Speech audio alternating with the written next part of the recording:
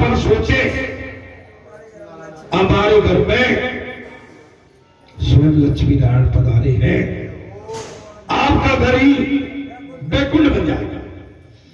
सब में ईश्वर का अनुभव करने में लाभ ही लाभ।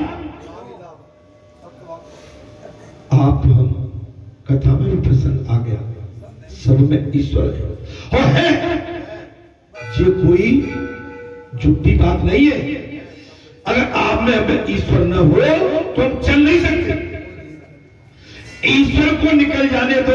अभी आप सुन रहे हैं, हम बोल रहे हैं, और ईश्वर को निकलने दो, न हम बोल पाएंगे न आप सुन पाएंगे।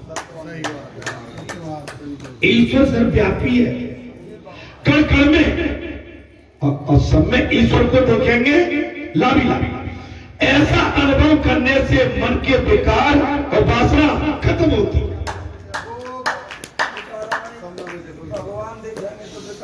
सब में इसको देखो,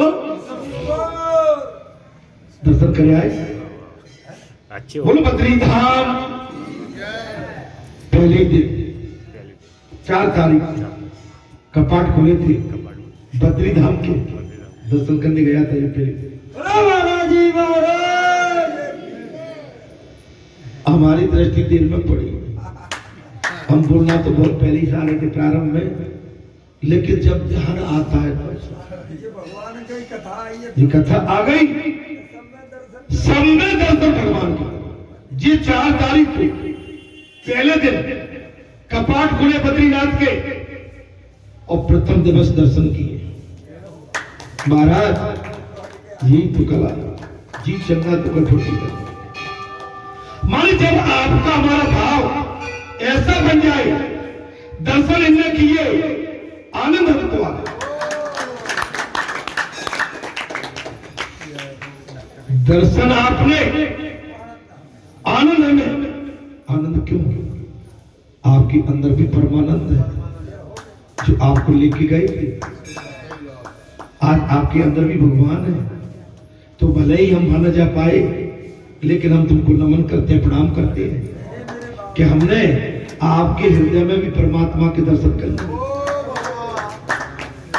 बद्रीनाथ के घर बैठे दर्शन, ये सबसे बड़ी नहीं, इसमें छोटा बड़ा कोई नहीं।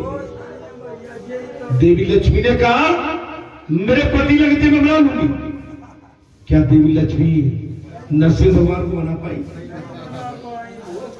भूल कर अभिमान ये विनाश करता। महाराज ईश्वर कोई ऐसी वस्तु है नहीं कि जो एक स्थान में रह सके। ईश्वर कोई ऐसी वस्तु नहीं है पुजारी जी, एक जगह है। वो तो सर्वव्यापी है, वो तो रास्ते में भी है, हमारे कण में है, हमारे रोम रोम में नाम है, और सर्वत्र है। भगवान सुखदेव ने कहा राजन, ईश्वर सर्वव्यापी सर्वत्र है। ईश्वर की सर्वव्यापकता तो केवल महाराज जानने मात्र से विशेष लाभ, बस जानना वो सर्वव्यापी है। उसका अनुभव भी करना चाहिए और उसे व्यवहार में भी लाना चाहिए। उसका अनुभव करो, सर्वत्र है। आज मंगलवार के दिन हम कल से ही लग जाते हैं। वैसे तो हमें बिल्कुल, हम 24 घंटे ही बिल्कुल कोई प्रशंसा नहीं कर रहे। 24 घंटा अपना ध्यान यही रहता है हमारे। आप इस बात नहीं मानोगे, शादी ब्याह हमने कल कोई कह रहे थे इतना बड़ा सार्ग था कि कुआरों नहीं रहो, और हमने कोई बराती नहीं देख पाई।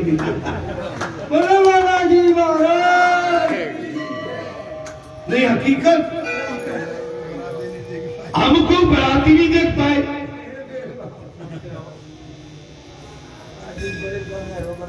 इसलिए मैं कहता हूं सोई जानत आए देव जनाई, जानत तुम्हें तुम्हें ही हो जाए।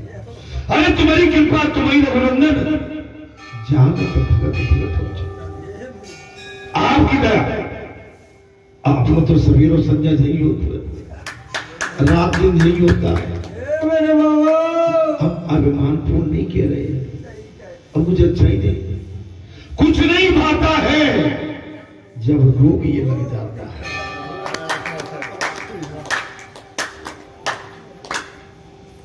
मैं हूं प्रेम पुजारी है।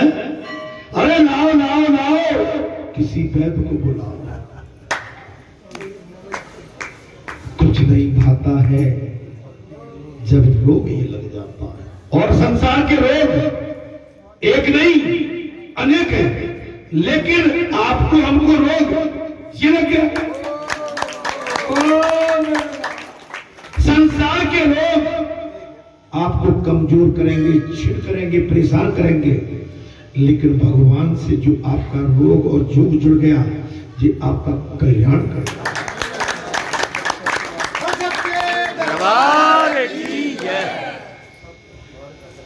भगवान को केवल बंधन पुण्य आदि का अर्पण करना वो तो भक्ति नहीं। क्या करेंगे महाराज? भगवान को केवल चंदन और पुष्प आदि का अर्पण करना ये भक्ति नहीं है। हम ले आए फूल, चंदन चढ़ा दिए, लेकिन प्रेम प्रेम। अभी हम पिछले शनिवार को कह रहे थे, हमारे मन में भी आता है एकांत में कहीं चले जाओ। बहुत हो गया बैठे बैठे 25-30 साल, बहुत सुन लिया, बहुत समझ लिया, बहुत विचार कर लिया, मन में आता कि चलो एकांत में जाते। लेकिन एक बात कही थी, आपने भक्ति की प्रेम का इतना बड़ा बंधन डाल दिया, हम चाहते हुए भी निकल नहीं पाते। ये प्रेम का आपने हमारे लिए कितने कपड़े लाते हो, सब रखे हैं। कितने चढ़ावा लाते हो, सब नहीं रखा है। अब आपका क्या लेते हैं? प्रेम भाव, आपका समर्पित भाव, आपका अटूट प्रेम, आपकी करुणा, आपकी आंखों में महाराज भाव के अश्रु जी हम लेते, जी हम पीते हैं। जैसे मोरनी और मयूर आपसी संबंध नहीं रखते, वो केवल आंसू पी के ही अपने संबंध बना लेते। ये भक्ति भाव होता है। भगवान को केवल चंदन अगरबत्ती आदि अर्पण करना भक्ति नहीं है। सभी में भगवान भाव रखना वो प्रयास है। सभी में भगवान भाव रखना ही सच्ची भक्ति है। सभी अर्थात किसी मूर्ति में जो भगवान तुम्हें दिखते हैं वे सर्वत्र व्यापक है। आप मूर्ति में माने, पत्थर में, इनमें क्यों नहीं? बालाजी की जो मूर्ति में हम बालाजी को ढूंढते हैं। हमारे सदगुरु महाराज आए थे, 7 दिन कथा कही थी। उस समय यज्ञ के टाइम महाराज जी को मूर्ति बहुत अच्छी लगी, जाने लगे। अब बिठाने गए थे रेलवे स्टेशन पर, बोले भूपेंद्र जी मूर्ति बालाजी की कहां से आपने बुलवाई थी या बनवाई थी? मैंने महाराज जी बनी तो ग्वालियर में ही थी। बोले ऐसी मूर्ति आप हमारे लिए व्यवस्था कर सकते हो? मैंने गुरुदेव आपका आशीर्वाद होगा तो हो जाएगा ऐसी। और मैं आपको एक चीज कह रहा हूं, मैं उन 2 कॉपी आप हरिद्वार में रखे हुए। महाराज जी आप देखे आए, महाराज जी के ललता आश्रम में हरिद्वार में वो मूर्ति और ग्वालियर से गई। अरे इंसान सोच तो ले कि उसका इरादा क्या है। आपकी भक्ति, आपका समर्पण भाव बहुत कीमती होता है, अमूल्य होता है। जी हम कोई समय आपका बेकार करने के लिए नहीं बैठे, आपकी हम घेराबंदी करने नहीं बैठे। आपको हम कुछ लेना भी चाहते हैं आपसे और आपको देना भी चाहते हैं। लेना चाहते हैं आपका सच्चा प्रेम भक्ति का, और देना चाहते हैं हम यहाँ से व्यासपीठ से आशीर्वाद, जिससे आपका कल्याण हो। ईश्वर की व्यापकता का अनुभव जो करता है या कर सकता है, उसका जीवन धन है, उसका जीवन धन्य है। ऐसा अनुभव करने वाला कभी पाप नहीं कर सकता। देखो बात कर कोई आ रहा हो तो बात कर, ठीक है। मेरी बात समझ रहे महाराज? जब सब में भगवान को देखोगे फिर पाप नहीं। रात को 1 बज रहा है तो सीताराम सीताराम, तब उठे तब सीताराम सीताराम। हमारे संसार की बात विचार करने का टाइम ही नहीं, बात तो बनेगी। रात में नाती याद नहीं आ जाए, आज ही चलिए। अरे क्या, अरे प्रफुल्लित है। मैं आपसे नहीं कह रहा हूं, रात में नाती बहू बेटा, मैंने बात मान लीजिए संसार के प्रमुख अंग है, हमारे परिवार के प्रमुख अंग भी है, जीती है, लेकिन इनसे हमारा कल्याण नहीं हो रहा है, नहीं हो रहा। हमारा चौथा पर आ गया, अब इनकी रचना से, इनके प्रति आसक्ति से हमारा कल्याण तो अब भगवान की वजह से। महाराज ऐसा अनुभव करने वाला कभी पाप नहीं कर सकता। तुम निश्चित करो कि तुम प्रत्येक व्यवहार में भक्ति में बना, सारे व्यवहार को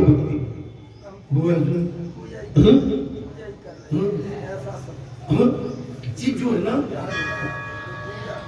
मैंने सब किसके प्रति दोष करो, अच्छा किसने क्या बिगाड़ दिया, मेरा किसी ने क्या लूट लिया है, और मैं किसी को क्या दे पा रहा हूं। हम अनायास कुंठा मान के बैठे।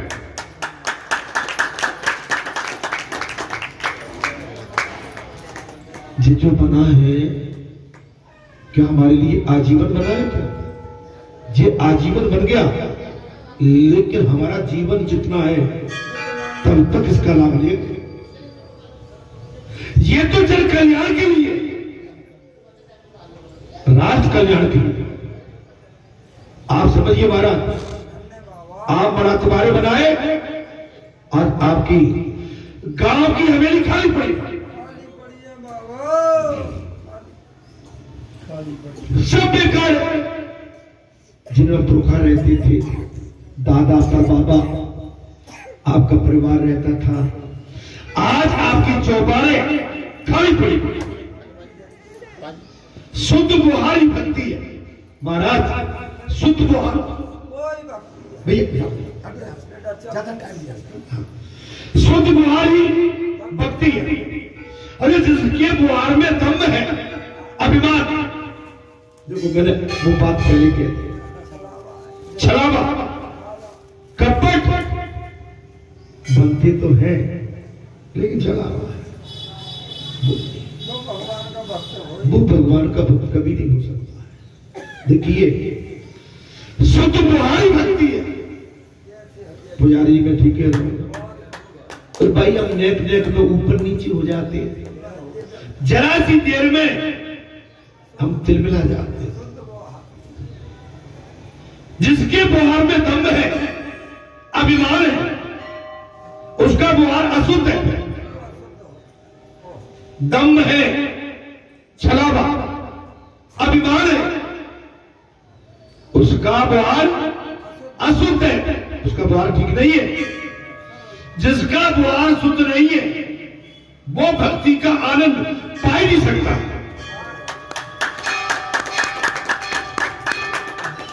कथा समझ में आ रही है? बेटा पहला, जिसका द्वार शुद्ध नहीं है वो भक्ति का आनंद नहीं ले सकता। ईश्वर की सर्वव्यापकता के अनुभव के बिना द्वारिक शुद्ध हो नहीं सकता। ईश्वर के भजन के बगैर, ईश्वर को सब में देखे बगैर आपका हमारा द्वार ठीक नहीं। आज कहीं मैं ढोलक वाले से नाराज हो जाऊं, लगेगा महाराज जी ढोलक बाहर कहा गया, महाराज क्यों नाराज थे? ये नहीं कहेंगे कि आप लोगों को क्या लेना देना। ढोलक वाले एकांत में काए, आज महाराज जी बहुत नाराज है, का चक्कर है वो तो ऐसे माने तुम क्या कर रहे हो? या आप मुझ पर नाराज हो जाओ भाई, क्या बात है? हमें क्या लेना देना है? हमें खरीदने से क्या मिलेगा?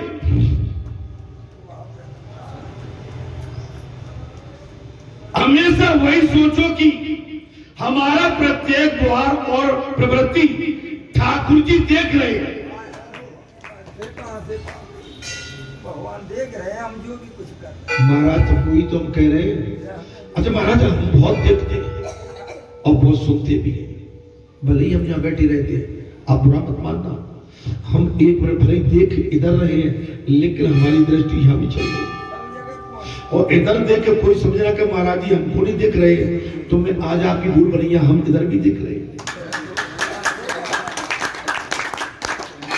क्योंकि ये व्यासपीठ है, ये धर्म का स्तंभ है, खम्मा।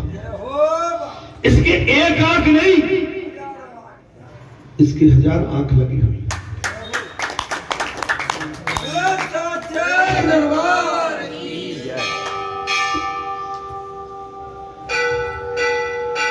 हमेशा वही सोचो कि हमें हमारा सेवक प्रत्येक द्वार ठाकुर जी देख रहे हैं। हम जिसके साथ भी जैसा व्यवहार करते हैं भगवान देखते हैं। कोई भी व्यवहार ऐसा न होना चाहिए कि जिसमें कोई उपदेश न हो, जिसका कोई कल्याणकारी भाव हो। सीख मिले, उपदेश हो, बात मिले, अच्छी बात को पकड़। व्यवसाय कारोबार कोई अपराध नहीं है। व्यवसाय अपराध कोई अपराध। कथा में प्रसंग आ गया, भगवान बोल पड़े, राजन व्यवसाय कारोबार खेती बाड़ी कोई अपराध नहीं है। सेना महाराज, सेना भगत नाई का धंधा करते,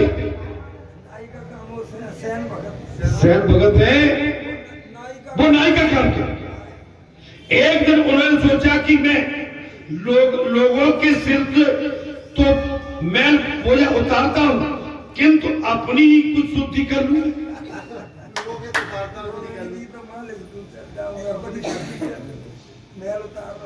सेना नाई ने कहा,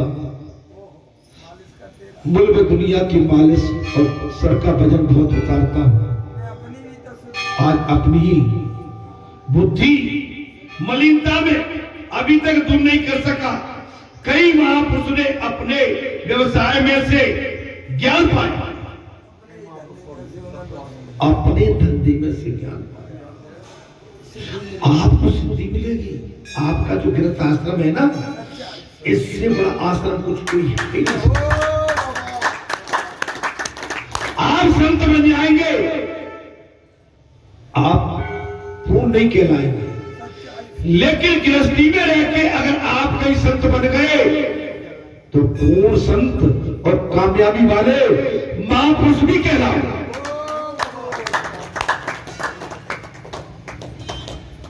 अरे बड़े बड़े संतों गृहस्थ है, मेरे महाराज जी गृहस्थ, संतों में क्या राजा जनक, हरिश्चंद भाई कौन किसके नाम, मीरा, अनुसुईया, महाराज वो किरकिर के नाम होगा। जितने भी संत हैं सभी गृहस्थ थे, जितने भी ऋषि सब गृहस्थ थे, लेकिन उसके बाद भी बहुत ज्ञानी ध्यानी अनुभवी विख्यात हुए। ग्रस्त होना कोई पाप नहीं। आजकल ये पूछा जाता है वो संत कैसा है, ग्रस्त संत है क्या सन्यासी है? अच्छा सन्यासी कथा मैं खोलूं मैं तुम्हें? और एक ग्रस्त संत फिर भी साधना करके भगवान का भजन भजता है। सन्यासी हो, अब मैं बोलना नहीं चाहता। महाराज महाभारत में ऐसे कई दृष्टांत है कि जिनमें यह बताया गया है कि मां ज्ञानी ब्राह्मण भी वैश्य आदि के घर में सत्संग के जाते थे। अच्छे ज्ञानी गृहस्थों के घर अच्छे ज्ञानी गृहस्थों के घर जाते,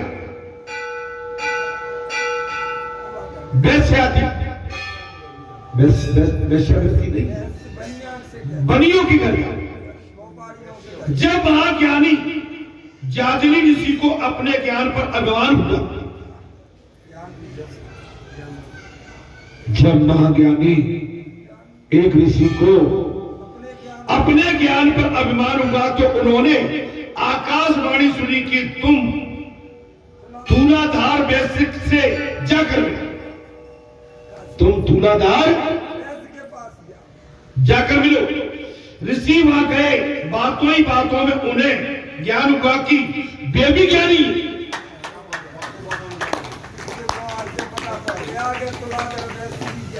तुलाधर के वैश्य भी। आपको हमको केवल यही लगता है कि बाबा ही तुम्हें बताते हैं। आप लोग जितने भी बैठे हो ना, वो कोई ज्ञान में कम नहीं है, कोई ज्ञान में कम नहीं, सभी ज्ञानी। तो उन्होंने तुलाधार से पूछा कि उन्होंने ऐसा ज्ञान कहां से पाया? तुलाधार ने कहा वैसे तो मेरे माता पिता ब्राह्मण है। तुलाधार व्यापारी ने कहा, बोले वैसे तो मेरे माता पिता कौन है? ब्राह्मण। फिर भी बहुत उच्च ज्ञान मुझे अपने व्यवसाय में मिल गया, धंधे में। धंधे से ही मुझे बहुत। अब आप कहेंगे धंधे से कैसे मिलता है? अगर धंधा सच्चाई से करो तो आपका ज्ञान। किसी की लूट खसोट मत करो, बात पे अड़ग रहो, है ना? शक्कर में मावा, मावा में शक्कर मत ठोको। जैसा इस समय लूट चल रही है ना? मावा जो है 250 ग्राम और शक्कर उसमें 5 किलो, और रेट ले लिया 400 रुपया का, जबकि शक्कर का रेट है 35 रुपए 40 रुपए किलो। और मावा डाल के वो शक्कर कितने में बेचती? 400 रुपए। तो जी बेईमानी हुई, नाइंसाफी। लेकिन वो बनिया कैसा था? बड़ा ईमान। मेरे व्यवसाय में ही मेरा गुरु ईमान है, मेरे धंधे में मेरा गुरु है। मैंने कहा खेती करो ईमानदारी से, मजदूरी करो ईमानदारी से, भक्ति करो ईमानदारी से। भक्ति भी भजन से नहीं, भक्ति भी भजन से नहीं। और भक्ति में एक चीज और बता दूं, आप एक साइड पर जाना, आप अपने मत ले लिया करो। ईमानदारी से हमारे मन में ये लोग नहीं हो गए कि आज मंगलवार है, शनिवार है, पूर्णिमा है, अमावस्या है, नवरात्र है, मकर संक्रांति है, महाशिवरात्रि है, आज तो बहुत आएंगे, हमें इतना तो मिलना ही मिलना है। ये होगा महापाप। क्या होगा? महापाप। जब सुदामा बन के बैठ जाओगे, ये होगा महात्याग।